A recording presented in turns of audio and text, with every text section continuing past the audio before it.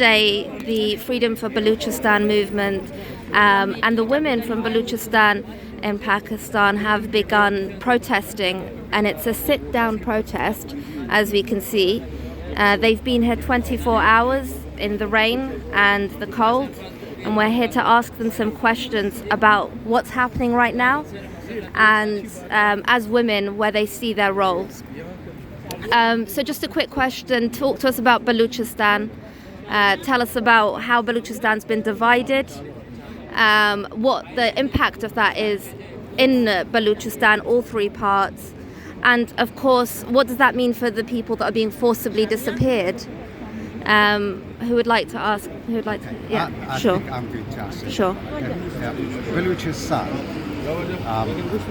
since British came to Balochistan in 1839, so British went to Balochistan, occupied Balochistan, and in 1871 they divided Balochistan. They drew a line, it's called Goldsmith line, so you had eastern and western Balochistan, and then in 1891, then they drew another line from northern line, which is called Journo line. So because of these three lines, Balochistan was divided in three parts. So one part went to Persia, the Turkish Persia. One part remained with British. So the eastern Balochistan remained with British. Western Balochistan was given to Persia, and northern Balochistan was given to Afghanistan. So then what we had, part of the Balochistan which was occupied by Persian Raja, they became kind of like independent after the First World War. And then again in 1928, Raza Khan occupied that area as well, made it part of the Iran, or what is called modern Iran. Now the eastern part gained its independence in 1947, but because British created this monster Pakistan was created because part of Punjab and part of Bengal. It was from part of the East Bengal and part of West Punjab. They created Pakistan because they needed kind of like a military base, because it was that time that Churchill said keep a bit of India.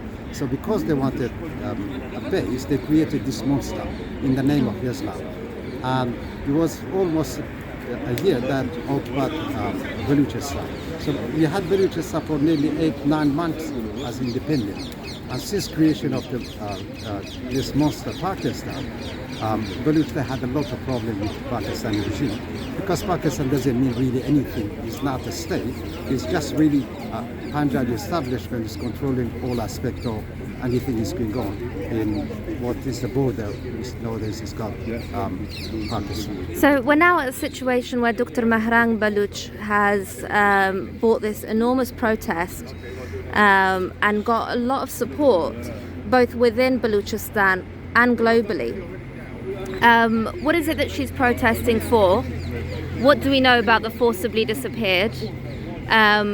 As we've heard, your father is one of those that has been forcibly disappeared. Talk to us about that and what influenced you to come here today or yesterday and protest.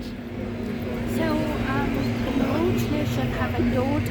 So what the Pakistani security agencies and the army does, they've endured a climate of terror marked by the implementation of enforced disappearances, extrajudicial killing of missing persons in fake encounters by the CTD, harassment or profiling of the students, and these are tactics used, to terrorize the Baloch Nation. So it's not just I am a personal witness, and there are thousands of others who are a personal witness to this agony, unfortunate agony. My own father, Mitaj Mohammad Sarpara, was forcibly disappeared on 19th of July 2020 by the Pakistan Security Agency, ISI. And it's been more than 3 years and 5 months. Still, there's no news about him. And this is not just my household story. There are thousands of others who have faced the same unfortunate fate by the Pakistan security agencies or army. How do you feel about Dr. Mahrang's protest in Balochistan right now? How do you feel about all of the people that she's gathered? I think this is a very she's a very brave and strong lady, and she obviously women have played a very big role and are still playing, in today's time. Because what's happening is that in Balochistan, our men, our loved ones, mostly our men are being disappeared. So our women have to play that role. Yeah. So it's like a substitution. So that's how Marang has played a role, and she has led a certain protest, and she has led a march against, the security agents. Against the state, Pakistan state. So now her demands are valid, and we are with her. And there's and the same thing's happening with us. We are also in a sit-in protest in front of the 10 Downing Street, just for the safe recovery of our missing persons, of our loved ones. Women like freedom. Women like freedom. Women like freedom. Women like freedom.